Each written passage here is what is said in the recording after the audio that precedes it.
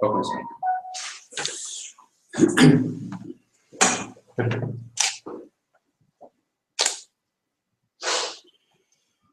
Pode ir.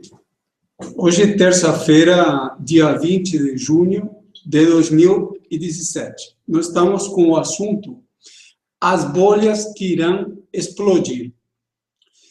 Esse é um assunto muito importante porque coloca a perspectiva da crise capitalista mundial na evolução rápida para uma crise de enormes proporções que está colocada para o próximo período e da qual existem muitos sintomas. Um dos sintomas que foi relatado por vários investidores do mercado financeiro especulativo mundial e que apareceu em vários órgãos de imprensa nessa semana, se relaciona com o alto preço das ações, que na linguajar técnica é chamado no mercado de equities. Agora, o que levou ao aquecimento do mercado de ações no mundo? Justamente tem sido a corrida do excesso de capital fictício que existe nesse momento, no geral, no mercado mundial.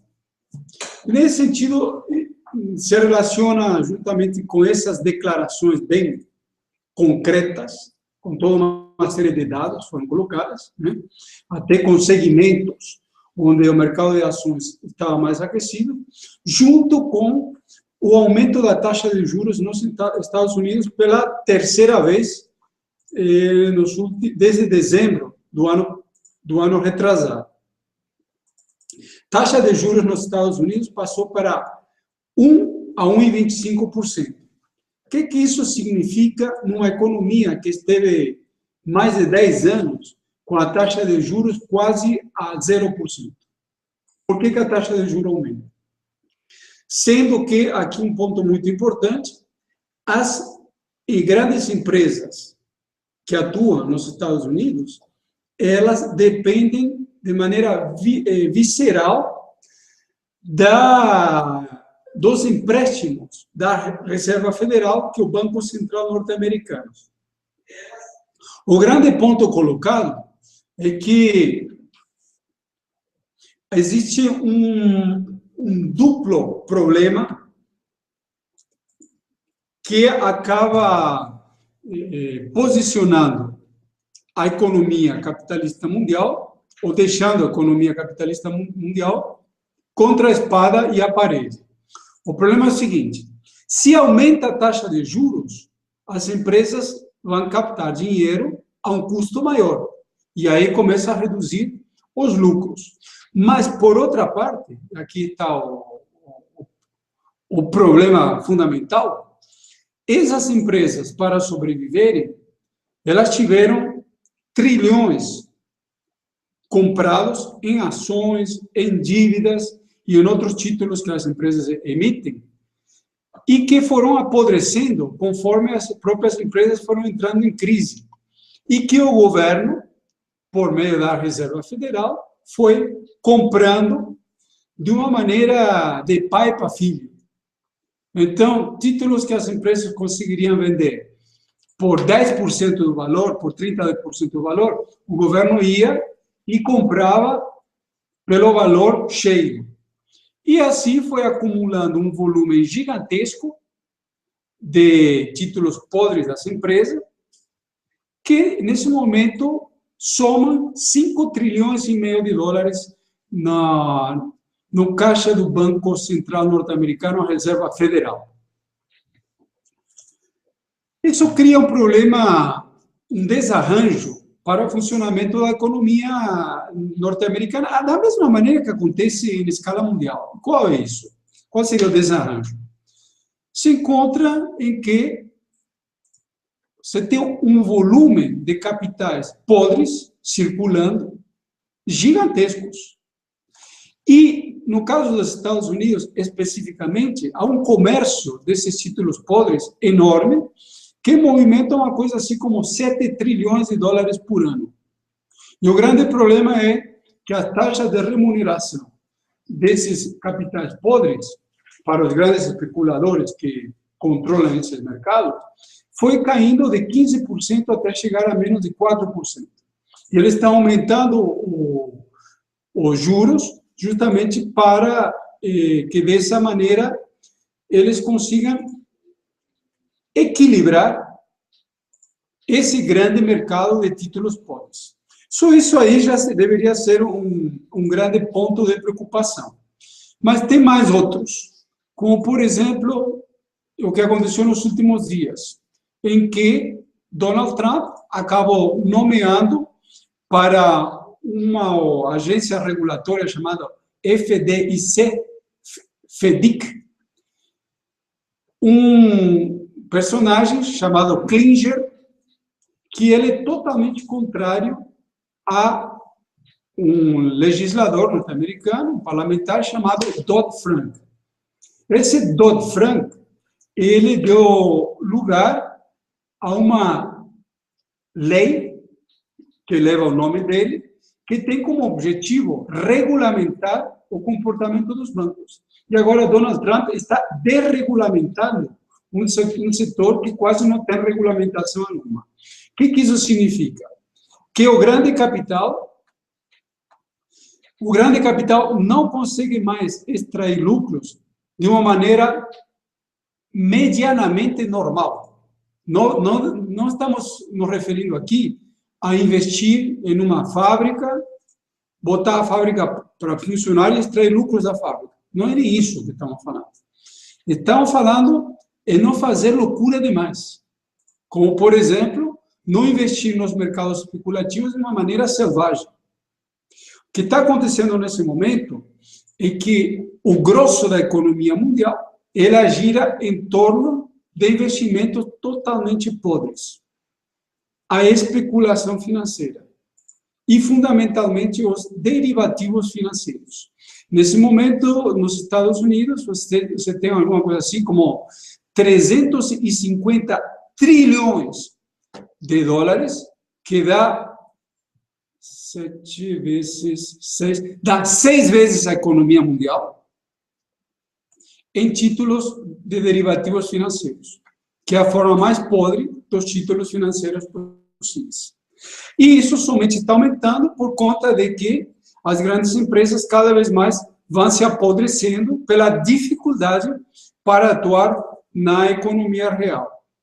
Outro ponto muito importante que deve ser lembrado, porque esse impacta de cheio e frontalmente o Brasil, e para entendê-lo não precisa ser nenhum especialista em economia, a questão do petróleo. O preço do barril do petróleo chegou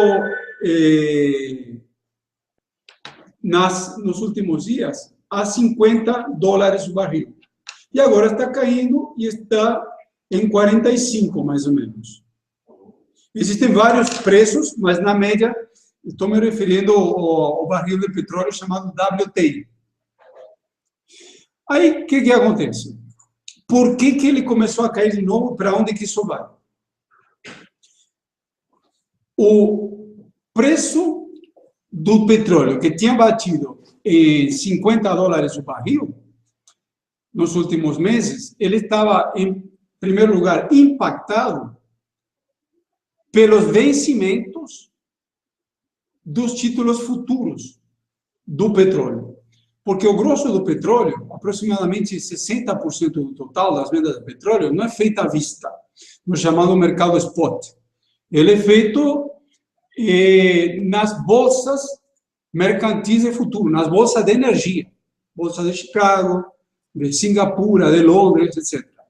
Então, quando o Brasil vende petróleo cru, ele vende esse petróleo em um preço que vai ser saldado X meses ou X anos para frente. Assim que funciona. Então, conforme esses contratos vão sendo fechados, os títulos vão tendo que ser pagos. Então, isso acaba gerando uma série chamemos de contradições no mercado mundial, que gera toda uma série de bolhas e gera toda uma série de problemas. Principalmente porque entre a saída da produção e a entrega da produção se gera todo um mecanismo de apostas e contra-apostas em cima de derivativos financeiros, que isso foi o que deu lugar à crise de 2008, por exemplo, onde os preços das mercadorias, por conta dessa especulação financeira intermediária, onde tem seguradoras, tem apostadores de porte, acaba aumentando em várias vezes. Em alguns casos, como no caso do petróleo, o preço do petróleo final acaba aumentando em 10 vezes.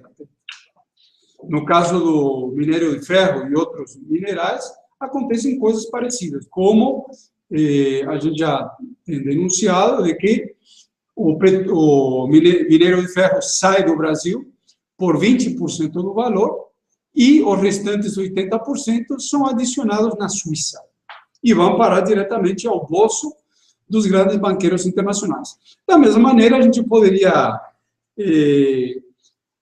falar sobre a dívida pública, que é uma coisa também muito podre, a gente tem denunciado isso várias vezes, em escala mundial, e que visa alimentar a especulação financeira mundial, que é o grosso da economia controlada pelas 157 famílias que dominam o mundo.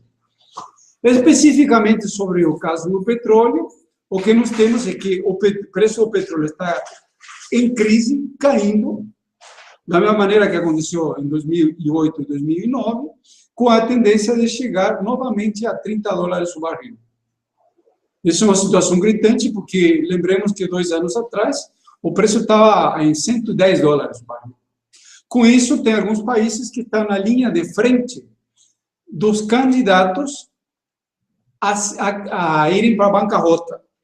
Em primeiro lugar, vai ser muito afetada a Rússia, a Venezuela, primeiríssimo lugar, outros países menores, como Nigéria, Angola, e o Brasil, que é um grande exportador de petróleo cru.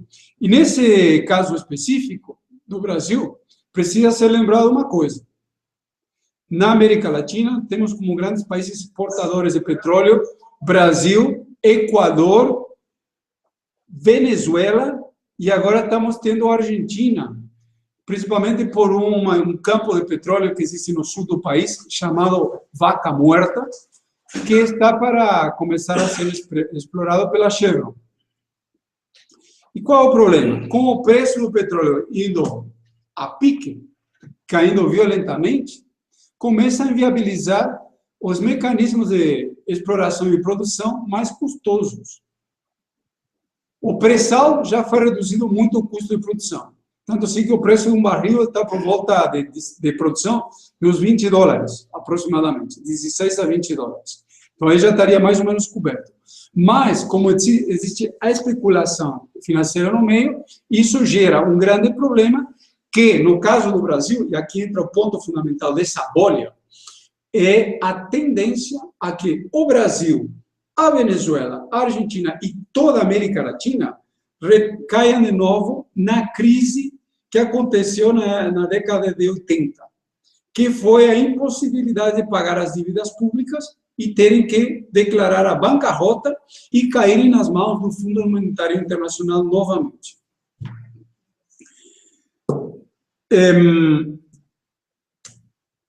Dito isso, nas bolhas no geral, aqui temos uma conclusão política muito importante. A crise de 2008, ela fecha um ciclo, que foi todo um monte de explosões de crises econômicas que começam a partir do início da década de 80 e elas se acentuam com a implantação em escala mundial do neoliberalismo a partir da segunda metade da década de 80. Então, nós tivemos a crise na Turquia, em 92, tivemos a crise dos chamados tigres asiáticos, da Venezuela, da Bolívia, da Rússia, da Argentina, do Brasil, e assim sucessivamente. Quando a crise estava para explodir nos Estados Unidos, no início da década passada, eles inventaram a guerra do Iraque e do Afeganistão como desvio dessa crise. Todos esses mecanismos explodiram e levaram à crise de 2008. Agora, o grande ponto que deve ser lembrado é assim: essa crise de 2008 foi uma crise mundial que impactou de maneira mais ou menos suave o Brasil. Tanto assim que o Lula falou que a crise teria chegado ao Brasil como uma marolinha. O que acontece é, os mecanismos para conter a crise de 2008 mundial e a crise de 2009 no Brasil, que foi com muito crédito, eles todos começaram a explodir a partir do ano 2012. E explodiram com muita força a partir de 2014, 2015. Tanto assim que esse foi o principal mecanismo que levou ao impeachment da presidenta Dilma Rousseff. E ainda, como fator fundamental que nós devemos avaliar hoje, todos os mecanismos de contenção da crise mundial fracassaram em escala mundial. Fracassaram na Europa, fracassaram nos Estados Unidos, no Japão, na China, no Brasil e em todo o mundo. Não tem economia forte em mais nenhum lugar. Na China, por exemplo, que se diz que é a locomotiva da Europa, somente as empresas privadas têm uma dívida de 18 trilhões de dólares, que equivale a 170% do PIB da China. No Japão, a dívida pública é de 240% da produção anual do Japão. Nos Estados Unidos, a dívida pública está em 20 trilhões de dólares, que é um número absurdamente grande, né? Sendo que a produção de um ano é de 18 trilhões. E se você soma isso aí, as demais dívidas privadas do que sobrou da guerra do Afeganistão, de dívidas da guerra do Afeganistão e do Iraque, dívidas das empresas e assim sucessivamente, esse número vai a 100 trilhões. Então, portanto, o que nós temos no mundo? Uma economia extremamente parasitária, uma economia que não se aguenta mais das pernas, que tende a ir rapidamente a uma nova explosão em proporções muito maiores que a de 2008. Nesse sentido, a crise econômica leva à crise política.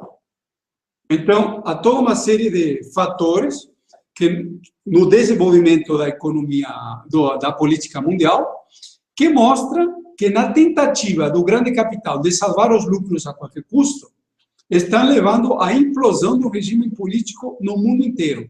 A etapa de relativa estabilidade que se inaugura com o neoliberalismo, com aquela propaganda de que era o fim do comunismo, o fim do socialismo, e que agora é a vez da democracia e do livre mercado, essa etapa chegou definitivamente ao fim. O que nós temos agora é uma tentativa desesperada para salvar os próprios lucros. A viagem do presidente norte-americano Donald Trump ao Oriente Médio é uma clara revelação dessa política de crise. Donald Trump foi eleito para impor um fortíssimo ataque contra os trabalhadores norte-americanos e, devido à resistência inicial das massas contra as medidas que Trump estava querendo impor, eles deram uma recuada e tentaram desviar a política mais agressiva para outras regiões. Então, o que eles têm feito? Na América Latina, eles estão tentando implodir o Brasil, roubando até a última gota de sangue, para colocar o Brasil como modelo, mais uma vez, da mesma maneira que foi feito em 1964, para a América Latina como um todo. No Oriente Médio, Trump fez a viagem à Arábia Saudita, ao Catar, a Israel, e, a partir daí, em cima da política de impor uma espécie de OTAN do Oriente Médio, se desencadeou um grande ataque contra o Catar, uma pequena monarquia que ela estava meio correndo por fora da política ultra-reacionária da monarquia hiper-obscurantista da Arábia Saudita. Aí aumentaram muito a pressão contra o Catar e, em cima disso, o Catar acabou se aproximando da Rússia e do Irã. Em cima desse aumento da pressão, os Estados Unidos conseguiram impor contra o Catar compras de aviões de guerra por 12 bilhões de dólares. Da mesma maneira que fecharam um acordo por 380 bilhões de dólares de venda de armas para a Arábia Saudita. Essa política altamente agressiva no Oriente Médio é importante segui-la de perto, porque o Oriente Médio é um dos focos de uma terceira guerra mundial, que só pode ser uma guerra mundial nuclear. Nesse sentido, vale muito a pena dar uma olhada ao que está acontecendo na Síria, onde os Estados Unidos derrubaram um avião do governo ontem. E hoje derrubaram um drone do governo de fabricação iraniana. O que isso significa, em poucas palavras? Significa que os Estados Unidos estão brincando com fogo, basicamente. Eles estão tentando impor o controle em duas faixas da Síria, da fronteira norte e da fronteira sul, para controlar, no caso da fronteira norte, todo o que seria o trânsito com a Turquia e também o controle do Cáucaso, que seria a região que fica entre o Mar Negro e o Mar Cáspio, porque é uma região extremamente estratégica. E para isso está se valendo do apoio militar do chamado SDF em inglês, que seria Forças Democráticas Sírias, que são basicamente compostas pelos curdos. Então, eles estão usando os curdos para impor uma faixa territorial de controle sírio e impedir, nessa região, os mecanismos de passagens de suprimentos do Irã para a Síria e para o Líbano. Então, uma região de altíssima adrenalina, de altíssimo controle e de altíssimas contradições militares. A Rússia, por exemplo, que mantinha um acordo com os Estados Unidos de troca de informações militares na Síria para evitar um confronto, depois da derrubada do avião, tirou esse acordo de cena e, além disso, declarou que em determinada região, que é de interesse dos Estados Unidos, que fundamentalmente seria a região ocidental do rio Eufrates, considerará alvo qualquer avião norte-americano que entrar por ali.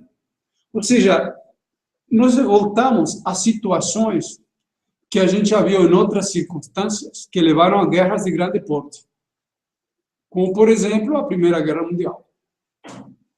Começa a brincar com fogo e de uma hora para outra a situação sai do controle e um derruba o avião a outro, um joga um míssil para outro e se envolve numa grande guerra. Então, essa situação, no caso do Oriente Médio, fica cada vez mais próxima. Inclusive porque aí há interesses econômicos extremamente importantes que passam desde o controle do petróleo também ao controle de gasodutos, principalmente para levar o gás a partir de um megacampo que fica entre o Catar e o Irã para a Europa, um megacampo de paz. O mesmo poderia ser dito em relação à Ucrânia. Em cima dos conflitos que estavam tendo na Ucrânia, que já foram muito analisados, está tendo uma nova pressão contra a Rússia, que tem também o potencial de levar ali a um confronto de grandíssimas proporções.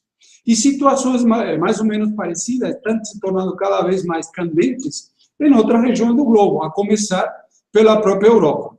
Então, no caso da Europa, nós tivemos uma série de eleições e uma série de conflitos também entre as potências europeias e os Estados Unidos, que mostram duas coisas. em primeiro lugar, que aquela frente única entre os Estados Unidos e a Europa, formada a partir de 1945, está chegando ao fim. E, em segundo lugar, que as eleições estão encontrando extrema dificuldade para impor regimes mais duros. No caso da França, depois de terem imposto uma espécie de Collor de Mello como presidente, que foi o presidente Emmanuel Macron, agora o partido do Macron conseguiu uma maioria muito grande nas eleições legislativas. Macron agora conseguiu 355 deputados de um total de 577. O que, dessa maneira, vai permitir a que ele aplique toda uma série de ataques duros contra os trabalhadores. Então, vamos ter que ver para onde que isso vai, em que condições que isso avança, porque no período anterior nós tivemos meses de confrontos e grandes manifestações justamente contra a reforma trabalhista. A extrema-direita foi controlada, só conseguiu 9 deputados, que é extremamente pouco. Só que aqui tem um pequeno problema, que deve ser analisado de uma maneira mais concreta. A extrema-direita da Frente Nacional conseguiu 9 deputados com 1,5 milhão de votos. O Macron conseguiu 350, com os aliados do Modem, com 7,5 milhões. E tem mais dados sobre isso. Por exemplo, o Partido Socialista Francês, com menos votos que a extrema-direita, conseguiu 44 deputados, com 1,030,000 votos. Ou seja, a extrema-direita tirou 1,5 milhão e 9 deputados. O Partido Socialista Francês, do anterior governo, tirou, com 1,030,000 votos, 44. Tem uma irregularidade aí que demonstra, de qualquer maneira, que a tendência à extrema-direita continua crescendo na França, assim como em todo o mundo. Outra coisa muito importante em relação a essa situação toda é que essa crise mundial está se acelerando muito em profundidade contra a América Latina e, em primeiríssimo lugar, contra o Brasil. No Brasil, existe vários fatores que indicam que a economia está indo diretamente para o buraco. A Operação Lava Jato paralisou 90 bilhões em obras, tirando empregos de maneira descomunal. Desemprego no Brasil hoje estaria, segundo cifras oficiais, em 24 milhões. Mas, considerando a realidade brasileira, o desemprego no Brasil deve ser de, no mínimo, 80 milhões. O que é uma coisa extremamente gritante, da mesma maneira que nós temos na região como um todo. O dólar está altamente valorizado, o que prejudica a balança comercial, e, em princípio, está altamente valorizado para facilitar a repatriação dos lucros da especulação financeira. O grande capital especulativo financeiro entra no Brasil em busca de lucros fáceis em cima da especulação com títulos da dívida pública, em primeiríssimo lugar, e tira esse dinheiro altissimamente valorizado com um dólar valorizado. E ainda com o truque do governo de garantir a taxa de câmbio, por meio de um truque contábil chamado de swap cambial. O grau de concentração da riqueza no Brasil é cada vez maior. Nesse momento, podemos dizer tranquilamente que o Brasil deve ser um dos países com um certo grau de desenvolvimento que tem a maior taxa de concentração da riqueza no mundo, inclusive maior do que na Índia. E isso é normal, porque sempre é uma lei do capitalismo que sempre que um polo cresce, o outro também. Sempre que aumentar a pobreza, a riqueza irá aumentar junto. Existe uma grande pressão do imperialismo para tirar o Temer, o governo Temer, porque eles precisam rapidamente avançar para um governo mais duro que consiga impor contra os trabalhadores os ataques que o grande capital exige no Brasil e na América Latina para garantir os lucros. Nesse sentido, o que foi visto que houve uma reação do Temer e do grupo, quer dizer, dos partidos que compõem a ala centro do governo, para resistir aos ataques, pelo menos mais violentos, do imperialismo e principalmente a perda dos próprios privilégios, porque a saída do Temer do governo equivaleria a ir para a cadeia.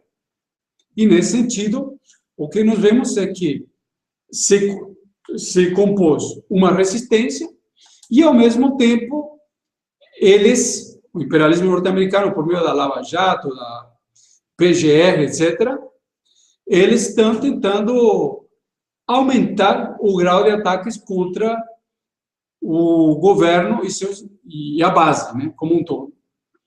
Então, nesse momento, o que tem entrado como pauta nova? As delações do Doleiro, Funaro, tem entrado também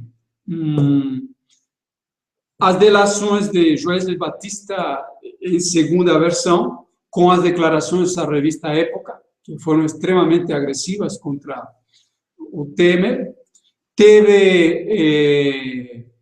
Está em andamento a delação de Palocci, que deve ser uma delação bombástica, e que, inclusive, pela pequena palhinha que tem sido dada, arrasta consigo também para as delações premiadas o ex-ministro Guido Mantega.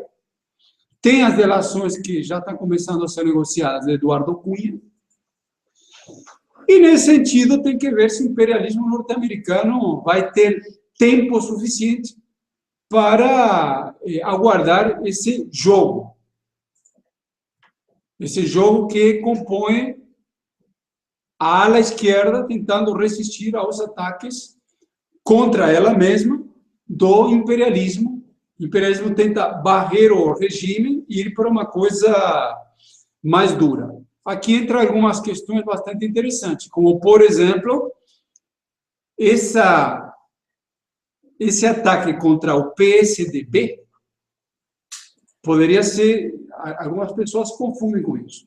Isso simplesmente significa que há um golpe em andamento. Esse golpe em andamento, como sempre aconteceu em todo golpe, ele começa pela ala esquerda do regime, como sempre começou, no caso aqui com o PT, e ela vai subindo de tom.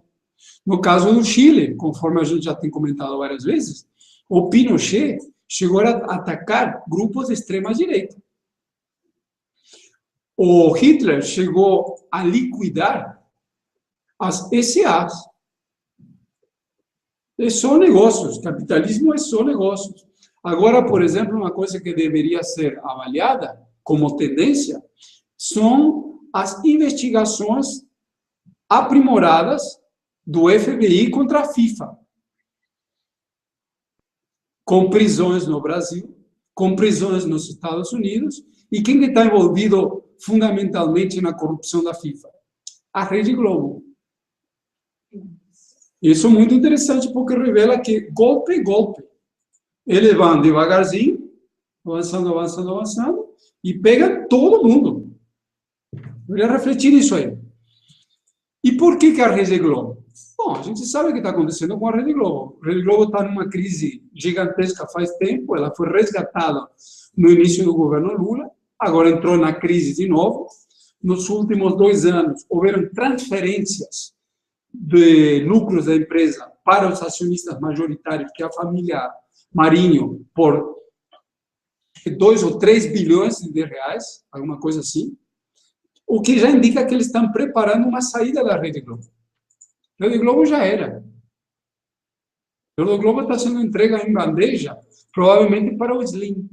O Slim, aquele personagem mexicano, que é um laranja do grande capital norte-americano. Da mesma maneira que aqui o Eike Batista era a mesma coisa, um laranja. Por isso que derruba de uma hora para outra. Então, é basicamente o imperialismo, o grande capital, tentando sugar até a última gota de sangue dos trabalhadores e da população brasileira. A própria Lava Jato, ela vai ser descartada também. E já tem sintomas. Começaram a aparecer, por exemplo, denúncias sobre aquele procurador Delagnol Daltan, né? Como? Isso, ele mesmo. Aquele jovem, mais jovem dos procuradores. Aí, que acontece?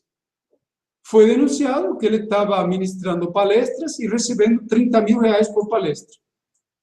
Da mesma maneira, o negócio das delações premiadas, que é milionário, do qual participam elementos próximos aos juízes, né, movimenta milhões. Por exemplo, a esposa do juiz Sérgio Moro, conforme é público, trabalha num escritório de advocacia que, na delação premiada, acho que da OAS, ela estava envolvida e isso teve um custo de US$ 15 milhões de reais. E assim sucessivamente. Então, começa a vazar algumas denúncias que demonstram que o imperialismo é imperialismo em todo lugar. Então, que eles vão indo, eles vão usando e eles descartam todo mundo. Eles usam e descartam, usam e descartam. Normal, imperialismo é imperialismo, é só negócio, é só luta. E cobra comendo cobra. Né? Essa ala centro, o que ela está tentando tirar como saída? As eleições gerais já. Se criou uma frente de esquerda ampla, da qual participa PT, PDT, PSD, PCdoB e mais alguns outros partidos com as organizações sociais, que tem como objetivo criar um grande centrão em prol das eleições já. Alguns mais ousados falam em constituinte já. O único probleminha, tanto eleições já como constituinte já, ou daqui a pouco, tanto faz, está acontecendo num estado de exceção, num golpe de Estado. Propor uma saída parlamentar em qualquer situação já é uma saída extremamente questionável do sistema capitalista. Mas hoje, o negócio é uma aberração, uma traição política das organizações de massas absurda. Porque as eleições, nós sabemos que serão totalmente controladas. As eleições já têm dono. Só as eleições da JBS vão colocar todos os políticos tradicionais fora. São 1.829 políticos que estão na mira da delação da JBS, mais as que estão para vir. Então, não são eleições medianamente normais. São eleições hipercontroladas. Vai ser corrupto quem o imperialismo quiser, e não vai ser corrupto quem o imperialismo quiser também.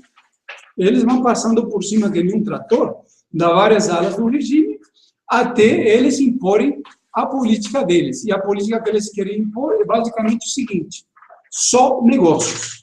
Só negócios significa toda uma série de reformas, que não são reformas, são verdadeiros massacres, para extrair do trabalhador até a última gota de sangue. Nesse sentido, e por último, a greve, suposta greve geral do dia 30, que de fato é uma paralisação, não uma greve geral, ela está tentando ser boicotada por essa frente ampla, encabeçada pelo PT, para, no lugar, tentar puxar manifestações menores e tentar canalizar absolutamente tudo para uma saída eleitoral. Essa política é uma política compreensível, a típica política da Frente Popular, né, que seria de se aliar com setores mais fracos da burguesia, como sempre aconteceu, e que isso somente pode levar ao desastre dos trabalhadores. A nossa política, que é uma política revolucionária, ela coloca, em primeiro lugar, um chamado à unidade dos trabalhadores. E esse chamado à unidade dos trabalhadores, ele chama as direções para chamar a luta. Se as direções não mobilizam os trabalhadores, elas têm que ser denunciadas. E, ao mesmo tempo, denuncia as eleições nas atuais condições como eleições golpistas e, no lugar das eleições golpistas, colocamos a palavra de ordem de por um governo dos trabalhadores da cidade e do campo. Vamos abrir para perguntas. O Alan está perguntando, pedindo para você explicar, o chefe começou a falar, do treinamento militar que está tendo na China, no Irã, em conjunto com a China, no território do Irã. A China, ela está apoiando esse eixo Irã-Rússia na guerra do Oriente Médio contra o outro eixo, Arábia Saudita, Estados Unidos, já faz tempo. Só que ela não se envolveu diretamente. O que acontece? A situação é hipercontraditória. Temos que entender o seguinte: no capitalismo, o que importa é o lucro. Os capitalistas fazem negócio com Deus e com o diabo também. Então, se você pega, por exemplo, os acordos que a China tem com os países, você vai ficar surpreso.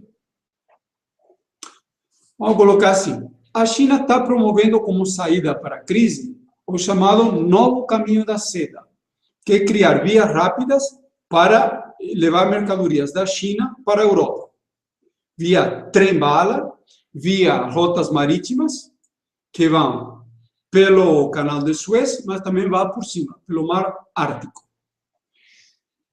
E a China lidera também um grupo chamado Organização de Cooperação de Xangai, do qual faz parte a Rússia, em primeiríssimo lugar, que é o pivô dessa aproximação da China com a Europa, mas também fazem parte a Turquia agora, a Índia também agora, e está para entrar, está como observador, o Irã.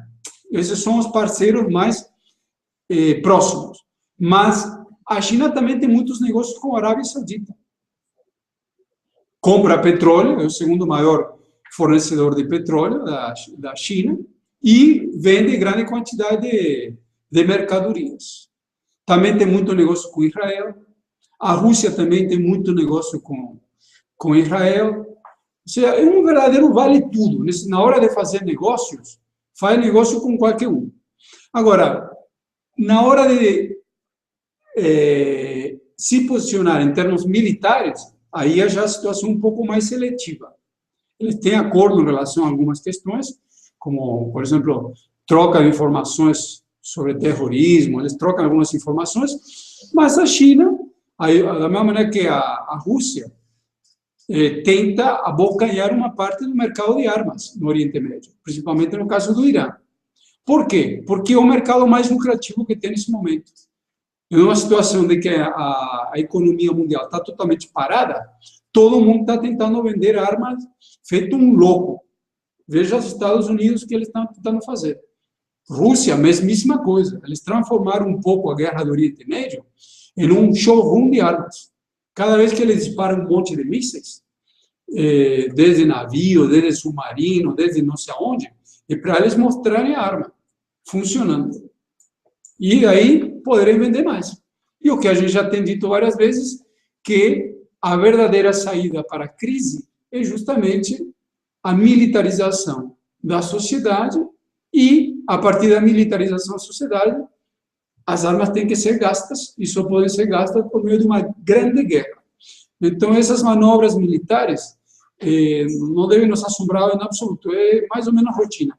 Tem outras manobras militares muito agressivas, por exemplo, as que aconteceram recentemente no Mar Báltico contra a Rússia, que deixaram uma situação muito complicada. Kaliningrado. Kaliningrado é uma espécie de enclave que fica entre a Lituânia e a Polônia, que é território russo, e onde existem armas nucleares. Ou seja, em outras palavras, toda essa questão militar que está acontecendo hoje no mundo é uma situação de alta octanagem, muito explosiva, e que conduz a uma guerra militar de altíssimas proporções. O Carlos Adão está perguntando, qual o interesse de parte do STF em manter o Temer? Pergunta também, você acha que o Lula é peça fora do baralho? Mas se a direita não conseguir aplicar as reformas que ela está querendo, ele não seria um bom cara para aplicar isso a conta-gota? Primeiro, se é STF, Temer. Qual era a primeira do STF? Qual o interesse de parte do STF em manter o Temer? Ah, certo. Certo.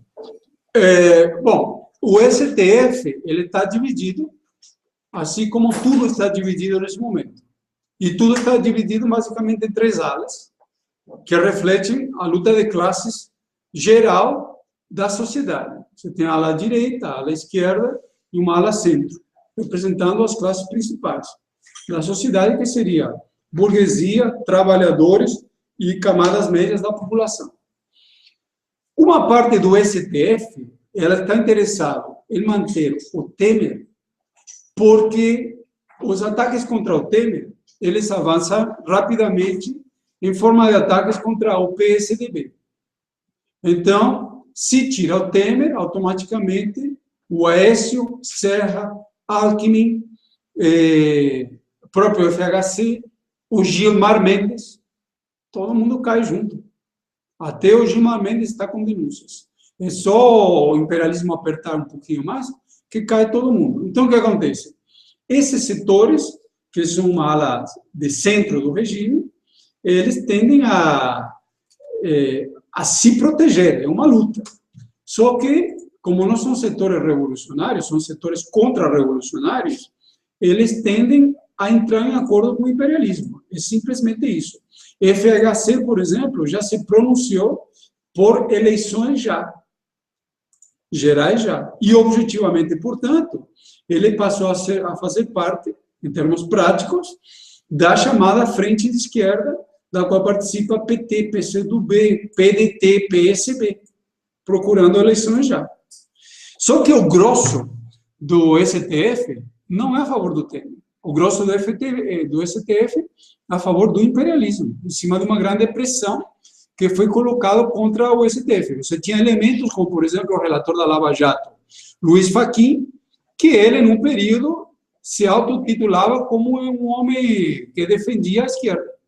E agora se tornou um elemento, uma peça-chave da extrema-direita. É normal. A política também é volátil, em cima das pressões. Houve muita pressão contra os juízes durante o período, e aí uma boa parte dos juízes se direitizaram.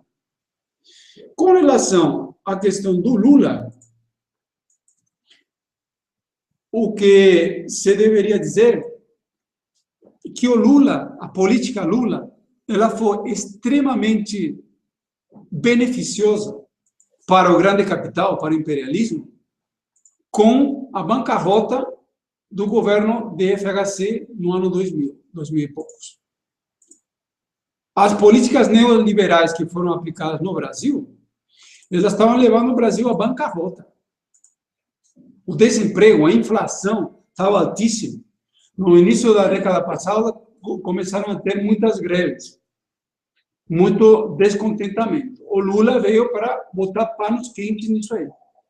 Coisa que ele conseguiu por meio de programas sociais e também por meio do excesso de capital especulativo que havia no mercado, principalmente a partir do mercado de matérias-primas.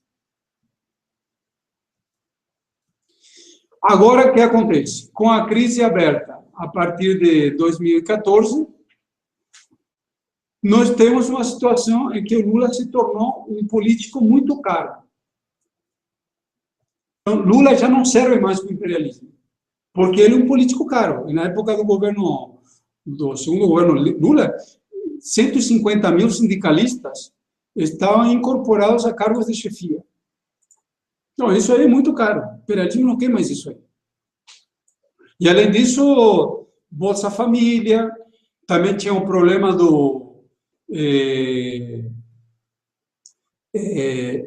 da vinculação, por exemplo, do salário mínimo o salário dos aposentados, mais dinheiro. O salário mínimo teve um crescimento real, apesar de ser um salário de fome. No Lula, nos governos Lula, o salário mínimo aumentou muito. Mas o imperialismo não quer isso aí. O imperialismo quer o que o Lula deu, que foi o maior lucro dos bancos de toda a história do Brasil, e também manter isso em uma situação de crise, tirando até a última gota de sangue do trabalhador. Para tirar a última gota de sangue do trabalhador, precisa de um governo de força. Por isso, Lula não é o candidato do imperialismo hoje. E pior ainda, nem o FHC, nem ninguém dos políticos tradicionais. Tanto assim que eles estão acabando com todo mundo. E deve levar em conta também o seguinte: a delação premiada da JBS, que é uma verdadeira declaração de guerra contra os políticos tradicionais brasileiros, ela teve como base a movimentação das massas a partir de março. Eles têm muito medo disso. Um governo Lula, além de ser muito caro, ele poderia ser ultrapassado pelos trabalhadores em cima dos ataques que têm que ser aplicados. Por isso, eles são a favor da terceira etapa do golpe, que é uma ditadura militar burocrática de cunho bonapartista na direção a uma ditadura fascistoide, que nem aconteceu aqui no Brasil com o ato institucional número 5. E, nesse sentido, já tem várias movimentações. Nós já denunciamos, por exemplo, uma coisa que pouca gente na imprensa burguesa falou, as declarações do general Vilas Boas, comandante-chefe do Exército, onde ele se reuniu com mais 4 generais, dos quais 3 eram abertamente de extrema-direita, para discutir a política do Brasil. Bom, isso é estranho, porque Forças Armadas não têm o papel de discutir política nenhuma. Eles têm como política defender as fronteiras do Brasil, e só. Isso deveria chamar a atenção. E a movimentação agora para os exercícios militares na Amazônia, que a gente também denunciou, que vai acontecer em novembro. E porque o Brasil tem condições plenas de defender a Amazônia sozinho, tem conhecimento militar, conhecimento técnico para isso, e até está vazando informação de setores da esquerda do Exército que desconfia que esses exercícios têm não somente a intenção de colocar uma base ali, senão de se apropriar da Amazônia, literalmente, da maneira que eles se apropriaram, por exemplo, da base de lançamento de satélites Alcântara. Então, tem toda essa situação que reflete o desenvolvimento da luta de classes, né? O Carlos Aguiar está insistindo na pergunta aqui. Será que o clube de Bilderberg não tem nada a ver com o ocultismo, como a maçonaria? Outra, porque ninguém da esquerda trata desse tema da maçonaria. Certo. Bom, acontece o seguinte, a maçonaria em si, ela é a herdeira dos chamados Cavaleiros Templários da Idade Média. Era um setor da Igreja Católica que se enriqueceu muito nas cruzadas e depois se converteu num setor da Igreja Católica que era uma verdadeira potência. Só que a partir de... me fugiu o nome, era um rei francês, acho que Henrique V, mas não tenho certeza. Os templários levaram um calote desse rei francês, e o rei francês não somente não pagou os templários, sino que basicamente quebrou a estrutura econômica financeira dos templários. E com o desenvolvimento, o que aconteceu? O que veio a ser os sucessores do templário se tornaram a maçonaria. A maçonaria é uma espécie de irmandade, né? Mas que não tem o mesmo papel da época. Nesse momento, o papel central, independentemente da maçonaria ou não, que seria alguns acordos mais frouxos, que eram os Cavaleiros Templários na época. O que você tem é uma família, umas poucas famílias, 157 famílias, segundo o estudo realizado pela Universidade de Zurique, que domina 1.100 empresas, a partir das quais dominam 30.000 outras empresas, e a partir daí domina o mundo. Isso que conta. Esse clube de Bilderberg, esse sim, é importante porque é o representante político direto dessas famílias. Acabou de ter uma reunião deles, há umas 2, 3 semanas atrás, no estado da Virgínia. Eles iam avaliar a situação política, etc. E eles avaliam, eles negociam, eles vêm.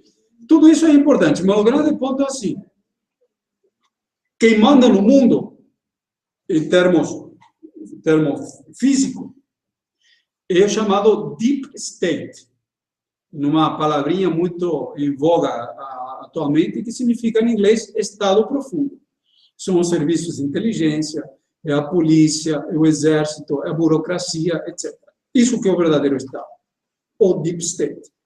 Quem controla o Deep State nos Estados Unidos e no mundo são essas 157 famílias, com algumas exceções, como, por exemplo, potências regionais, onde uma parte desse controle, ou às vezes uma grande parte, está nas mãos de setores da burguesia nacional, como, por exemplo, isso fica claro no caso da China e da Rússia.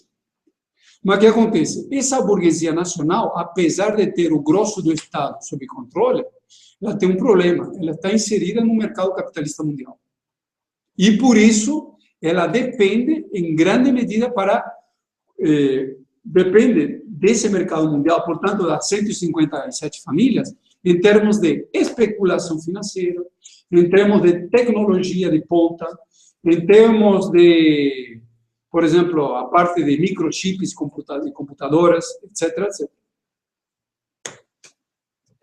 Ok. Tem uma questão aqui que o Felipe está perguntando, que você colocou na sua fala.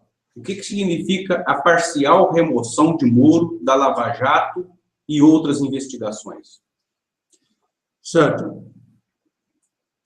Significa o seguinte: a Lava Jato, ela começou como um instrumento, uma espécie de cunha do imperialismo. A gente já tinha denunciado várias vezes de que as informações que deram lugar à Lava Jato somente podem ter vindo da NSA, Agência Nacional de Segurança Norte-Americana.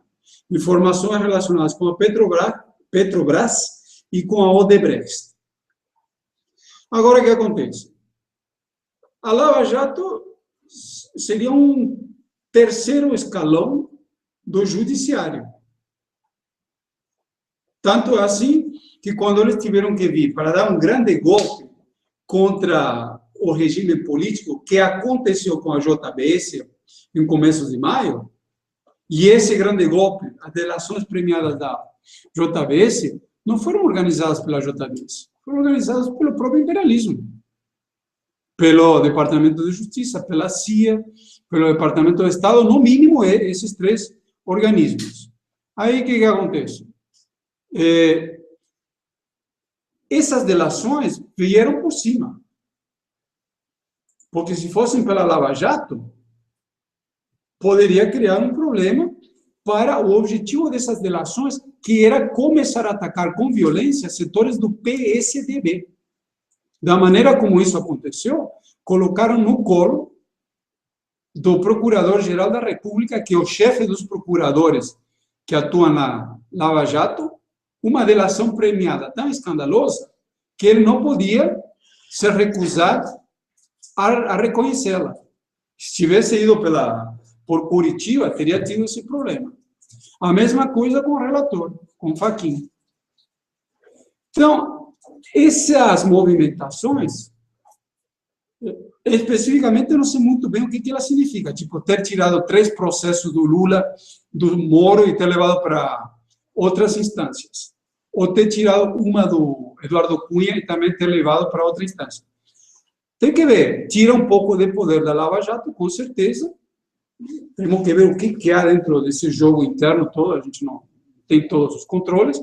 Nesse momento também está acontecendo as eleições para a Procuradoria-Geral da República, onde já não é um dos elementos, mas tem uma mulher que me esqueci o nome, Raquel alguma coisa, que dá à esquerda da Procuradoria-Geral da República, uma pessoa envolvida com direitos humanos e outras coisas.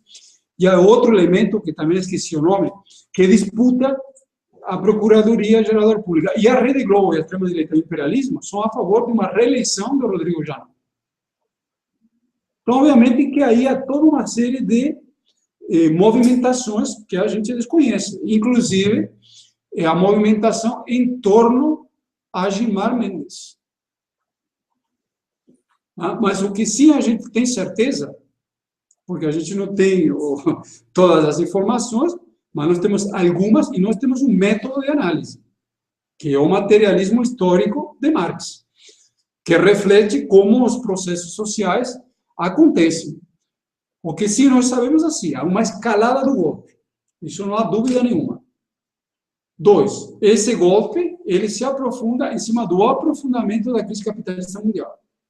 E 3, ele somente pode conduzir a uma terceira etapa do golpe que se abriu com a denúncia da JBS, quando eles implodiram o regime político. E essa terceira etapa do golpe, inevitavelmente e somente, pode ser uma ditadura de cunho bonapartista.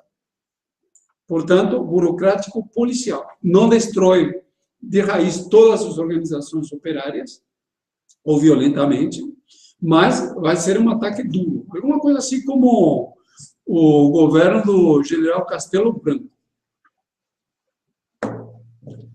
Mais alguma coisa? Sim, o Carlos Adão, última pergunta. Está falando que o Maduro chamou uma constituição na Venezuela. Qual que é a sua opinião? Bom, a constituinte na Venezuela, ela está sendo chamada numa situação de muita crise, evidentemente.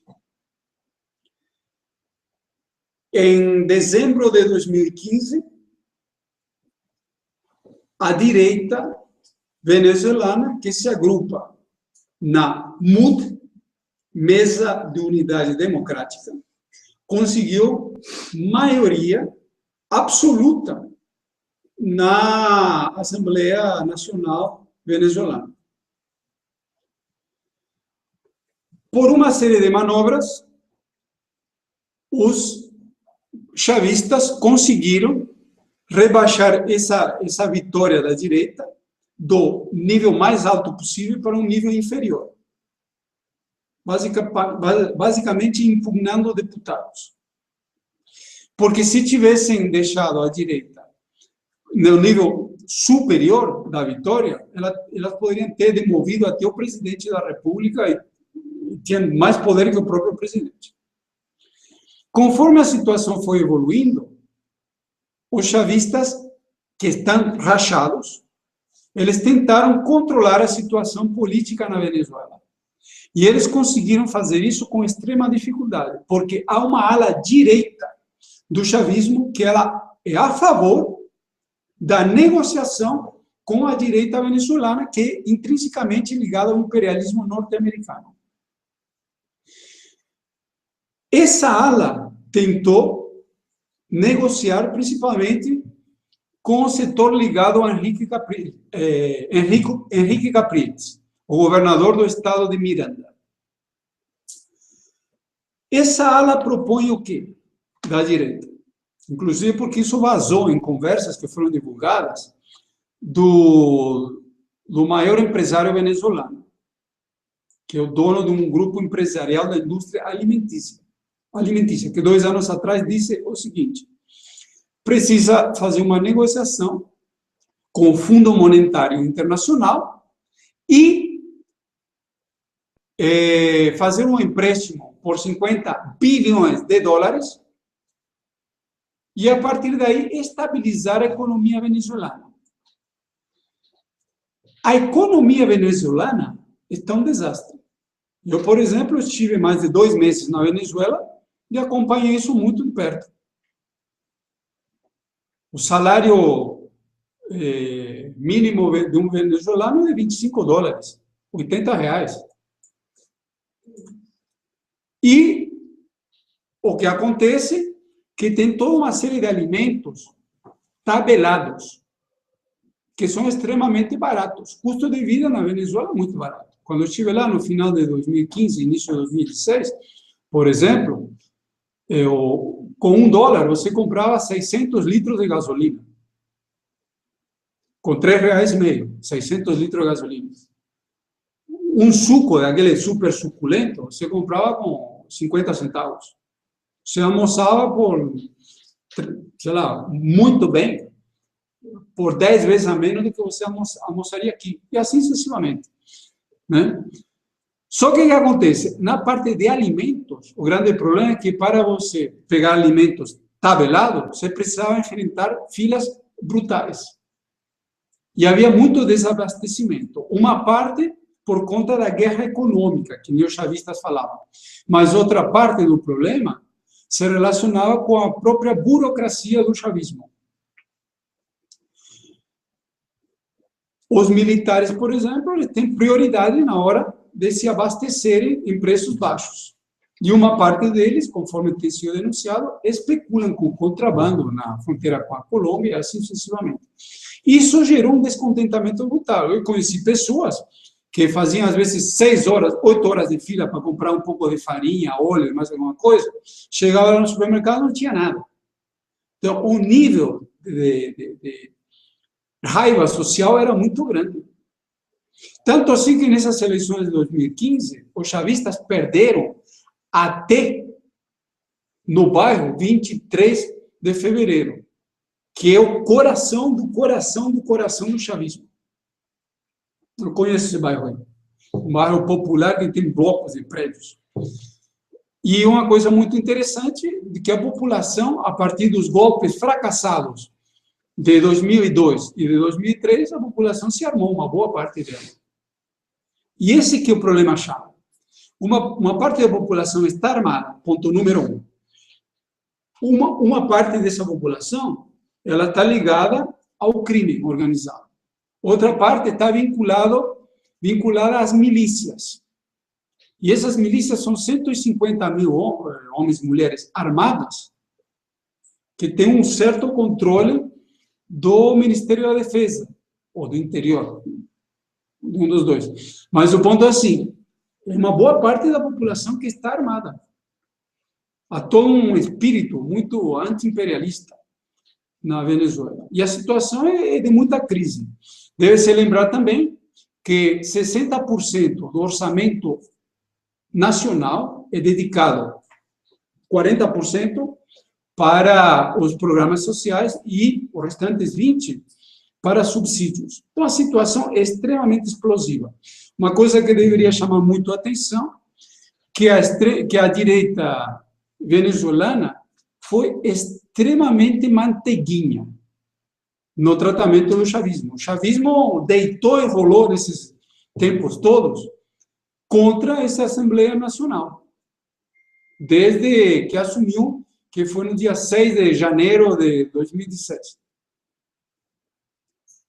E eles nunca disseram nada. Quer dizer, disseram, mas nunca tomaram nenhuma ação. Por que nunca tomaram ação nenhuma? É por medo da revolução, literalmente.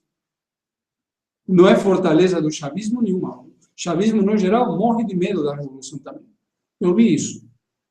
O que acontece também é que o chavismo está dividido também em várias alas.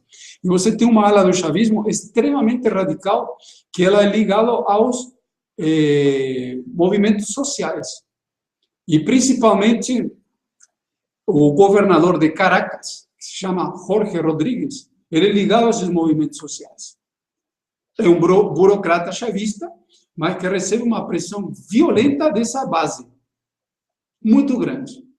E muito importante para entender a conjuntura política venezuelana é que o presidente Nicolás Maduro, que é muito popular entre os chavistas, ele funciona como um bonapartista. Ele arbitra entre os vários setores do chavismo. Portanto, a situação da Venezuela é muito crítica. A dívida da Venezuela é muito grande, somente com a China, uma coisa assim como 40 bilhões de dólares, totalmente hipotecando campos do petróleo, e os chavistas fazem o que é possível. Eles vão driblando a situação e tem que ver até que ponto eles vão conseguir levar essa situação para frente. Ou seja, no momento se trata de um governo bonapartista que tenta arbitrar a situação até onde dá, né? Você tem a pressão da direita de um lado, você tem a pressão das massas do outro, você tem uma crise econômica fenomenal do outro, e todo mundo com medo de intervir ali na Venezuela, a começar pelo próprio imperialismo. Porque se não fosse essa situação de agudização das contradições de classe, o Trump e os Estados Unidos já teriam invadido a Venezuela 50 vezes. Esse é o ponto.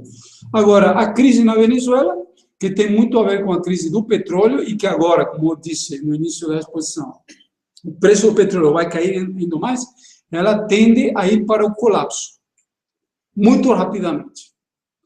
Tem que ver onde que isso vai dar, porque o grande desafio em relação à Venezuela vai ser o seguinte: como controlar a revolução na Venezuela?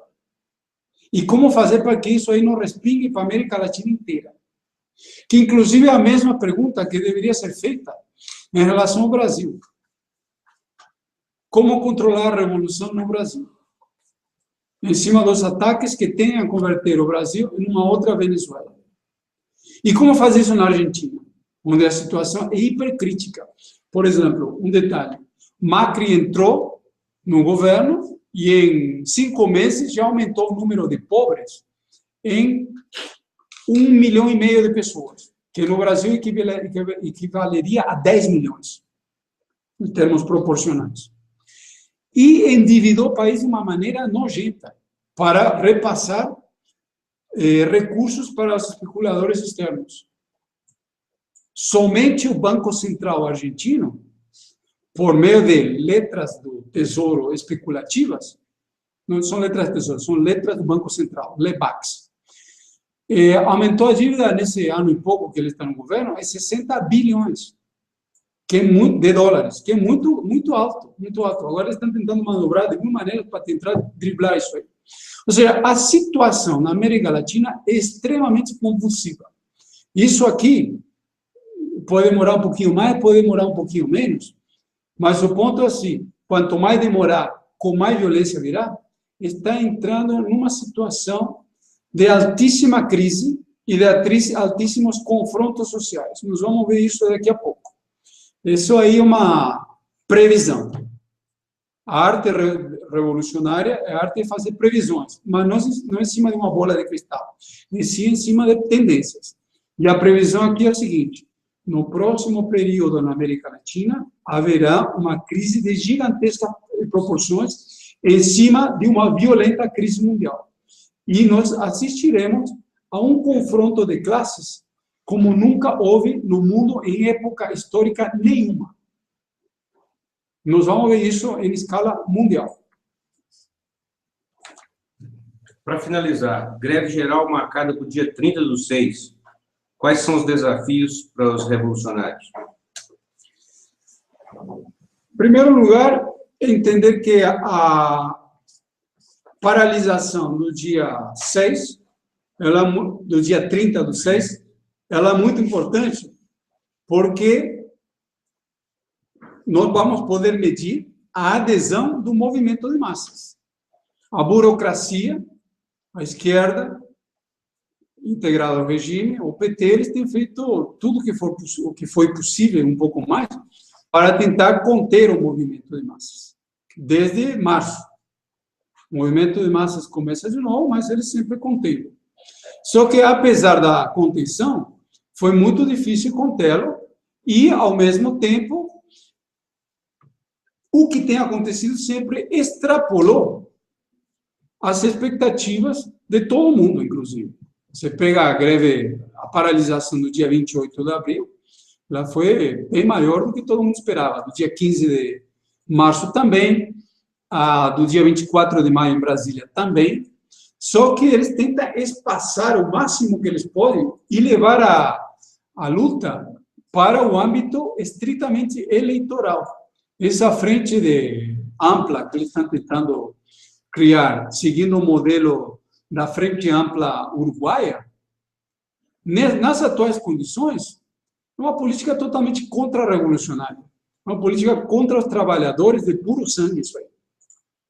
Oculta que o regime está totalmente implodido, que está entrando na terceira etapa do golpe, que ninguém vai se candidatar, que a candidatura Lula não passa de uma ficção,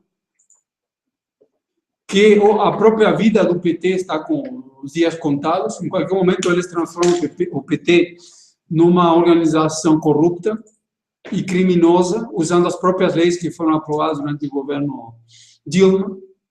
Então, como você pode chamar de eleição uma eleição com Lula preso ou impedido, com o PT impedido, com todos os políticos tradicionais sem poderem usar caixa 2 para as campanhas, porque sem caixa 2 não tem campanha. O Brasil funciona assim. Se não tem campanha, como a eleição é totalmente controlada, quem vai poder se candidatar será quem tem dinheiro, portanto, quem o imperialismo quer. E com ainda a Lava Jato, a Procuradoria-Geral da República, o STF, o Judiciário, no cangote de todo mundo. Nessas condições, não tem nem condições de eleger candidatos burgueses mais ou menos de centro-esquerda. É uma loucura total isso aí. E o objetivo é, portanto, como a gente já falou, esse seria o caminho preferencial do imperialismo, de aplicar no Brasil as famosas políticas da Revolução Colorida, da terceira etapa do golpe, dando a entender que foi o povo que queria a terceira etapa do golpe para eles depois virem e baterem com maior força. Nesse sentido, a gente tem que usar esse dia para denunciar isso tudo e para levantar as nossas palavras de ordem, contra as palavras de ordem dessa esquerda oportunista. Nós somos contra essas eleições, que são eleições golpistas, sejam diretas ou indiretas, somos mais contra ainda a saída da Constituinte, porque essa Constituinte só pode ser hiperreacionária, e eles vão colocar ali, essa esquerda que aprova isso deveria lembrar, a reforma política. E com a reforma política, ninguém mais se elege da esquerda, só vai ter direita. E o PT, se ele não for desqualificado pela reforma política, ele vai ser, reitero, desqualificado pela lei das organizações criminosas. Então, só vai ter no governo quem eles quiserem. Vai ser a volta à Arena e MDB, que é o modelo que eles estão perseguindo. Se eles implodiram o regime político como um todo, é para isso. Então, ter um chamado a uma greve geral, que seria uma paralisação geral, nessas condições, bom, é um negócio totalmente, no mínimo, oportunista em termos políticos. E nós, portanto, temos que dizer que a saída para os trabalhadores é a luta, é se organizar, é confrontar o regime. No segundo semestre desse ano, haverá campanhas salariais de várias categorias importantes. Temos que chamar os trabalhadores a aderirem a essas campanhas, a pressionarem a burocracia e, pela base também, a unificar as campanhas contra os golpistas, a começar com o Temer, mas principalmente contra os golpistas mais à direita e, principalmente, fora o imperialismo do Brasil e da América Latina. Ok. Terminado. Boa noite a todos. Até a próxima.